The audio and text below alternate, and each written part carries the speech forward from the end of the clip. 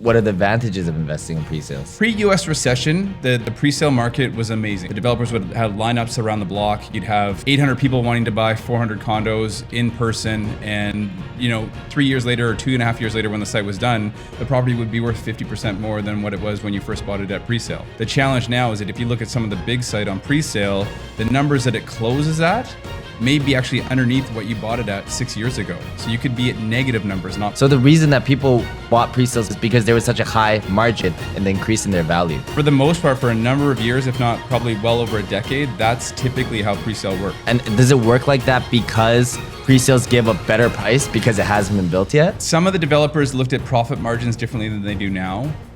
So it's difficult because I think when you look at construction costs nowadays, when you look at holding costs, when you look at opportunity of capital, a lot of the pre-sale projects, they're tough to see the big wins like we saw previously.